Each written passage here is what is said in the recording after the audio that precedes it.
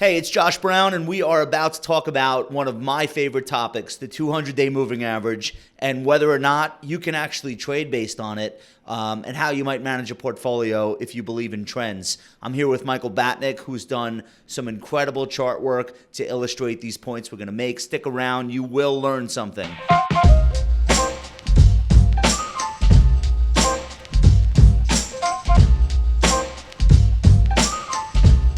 All right, so Michael, we talk about the 200-day moving average all the time. I love the topic because I think just understanding the trend in the market and then understanding how investors and traders try to avoid risk, try to be on the right side of a rally, etc. It's like the whole ball game. So many people are focused on this, right? That's right. Okay, so you've done a bunch of charts, first of all, for years, but recently, and we're going to pop some of these on the screen. But you're answering the question, what if I sold stocks and moved into Treasury bonds when the market went below the 200-day? And then what if I popped back into the market when it got back above? What would my results be versus a simple buy and hold approach? Yeah, so before we get into that, there is a chart that floats around from time to time. If you missed just the 10 best days, 20 best, whatever it is, if you missed just a handful of the best days, your returns went to shit.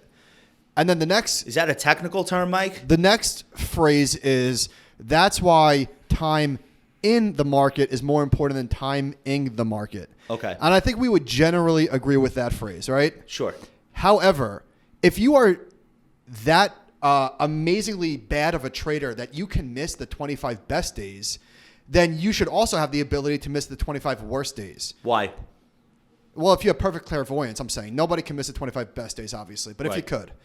And if you were able to do that, miss the best and the worst days, you came out pretty far ahead of buying and holding. Okay. So let's say I decide for this year, I'm tired of drawdowns. For this year, every time the S&P 500 crosses below its 200-day moving average, I sell the S&P 500. I go into the 5-year treasuries. I use the Bloomberg Barclays aggregate. All right, so I go into the Barclays aggregate bond index, which is like, I guess, the S&P 500 for bonds would be the best way to describe it. So every time we break below, I'm getting out of stocks, I'm going into treasuries, and I'm waiting it out until the market is back above and in an uptrend again. What happens to my results?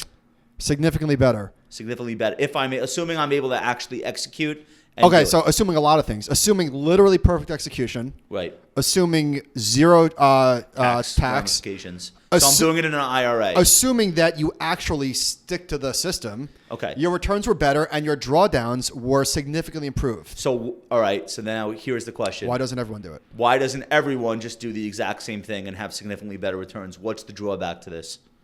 The drawback is that the cost to a strategy like this is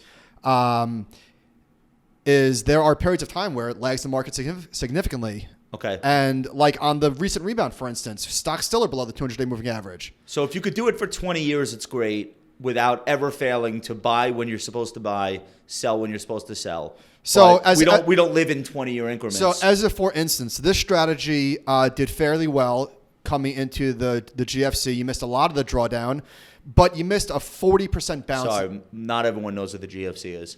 2008. The financial crisis. So your drawdowns were much shallower, but you missed the 40% bounce. So you didn't get in until, say, May or whatever it is. Okay, so you sell out of the market when we break below the 200-day moving average, which is early 2008? I don't remember exactly. Whatever. You get out. You're in bonds. Everyone's getting killed. You feel like you're a champion. And you are. Now, here's what happens. In March 2009, the S&P bottoms. You don't know it in real time, of course. And it goes up 40% in 6 weeks, and you still haven't bought back in. So you're now lagging a huge rally. And behaviorally, can you do that? Can you watch the stock market go up 4,000 Dow points and sit there, sitting in bonds, because you're waiting for the 200-day? So I think something like this works best in concert with an overall asset allocation portfolio, not just as a standalone. And I don't really care if it's the 200-day or the 190 or the 215. So, I mean, obviously there are a lot of traders that care a lot about the 200-day. They're using it as a level to trade against, whatever. I'm not necessarily convinced that the 200-day is like the best moving average. But I do think that it does generally keep you on the right side of the trade. So now you mentioned missing the 25 best days. Your returns basically revert to like if you had your money sitting in a bank, right? Okay. So, yeah, it was terrible. So why do we think that it's reasonable that you can attempt to avoid the 25 best and 25 worst? Well, if you look at a chart of the 30-day standard deviation of stocks, which is pretty much what the VIX looks like, and you were to plot the best and the worst days, well, the best days come right after the worst days. They're clustered. Right. Right. So, and then obviously the worst days come in bad markets. So ipso facto, right. the best days also come in bad markets. So somebody that doesn't really follow the markets closely could walk past a television screen on Fifth Avenue at like a brokerage firm's storefront and see the Dow up 700 points and be like, wow, things must be going really well. Look at the Dow Jones up 700.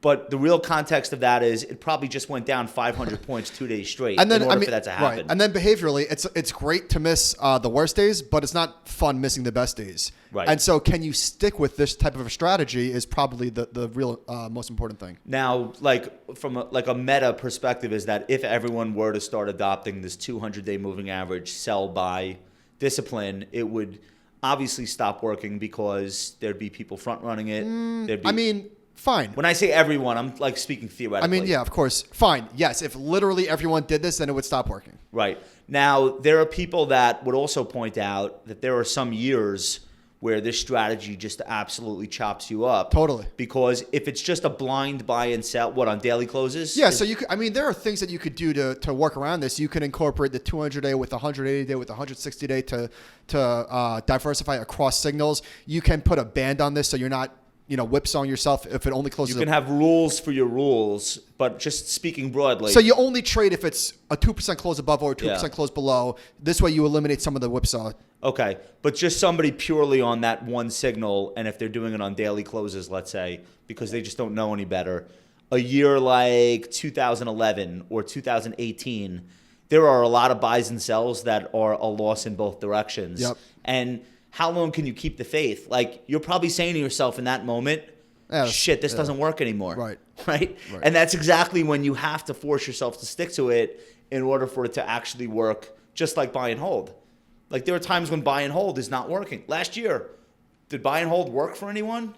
Define work. Right. You were down 5%. Right. You were like, oh, this sucks. Yeah. But all of a sudden, January, you're up 8% because you didn't do anything. So, like, people, I think, behaviorally. But if you were using the 200-day in January, you were bonds were up, 0.5% maybe? You missed the entire rally. You missed the whole thing because you were out. Right. So people behaviorally, can they stick to this in all markets? I've never seen people be able to do that. I'm skeptical that investors can stick with anything over long periods of time. Okay. Now, what if somebody says, all right, Mike, here's the deal. I'm very enlightened. I know I'm an idiot. So I am going to pay no attention at all. I'm just going to give you the money, and I want you to allocate on your 200-day signal, literally no matter how dumb it looks, like buying up 8%, then the market drops, selling out down 5%, whatever. Just do it for me. I promise I won't open a brokerage statement. I won't log into my account. I will never call you. Do it, and let's talk in 20 years. Okay. That client, things will work. Like, theoretically. I would say if that's the case, then why even use it? Because I don't think that this is, even though the back test of this looks great, I don't think that this is necessarily an alpha strategy. I think it's like a behavioral strategy. Right, so you're limiting drawdowns is the whole benefit. Yeah, so if you're not watching, then who cares? I think that if this strategy can get 85% of the upside and 60% of the downside, that would be tremendous. But I don't think it's going to necessarily beat the market. Okay, now you didn't make a chart for this, but we've done this before, and we'll end on this note. If you slap 2 and 20 on this strategy, it's fucking blown up. Like there's nothing here. Right. Yeah. And if you even slap taxes on the transactions. Yeah. Or if you have like high brokerage fees, like you end up taking something that has limited drawdowns and gets you most of the upside, and you turn it into a disaster because of how much it costs you to implement. And I think that actually people don't think about. People say, well, this strategy works. Run it for me. Okay, great. I'll charge you 1 in 10. Right. Well, all the benefit goes away really fast, right? Okay. So the moral of the story is, can you trade on 200-day moving average signal? I don't know. Can you? Probably you can't. Would you say that's a reasonable conclusion? You speak for yourself. You can? Okay. All right. Mike will run that for you. Listen, let us know what you think. Are you trading based on moving average signals? Do you have horror stories to share? Anything you want to tell us? We love the feedback. Leave us a comment in the comment section. Go ahead and smash that like button if you like this video, and we will make more like this, and we'll talk to you soon.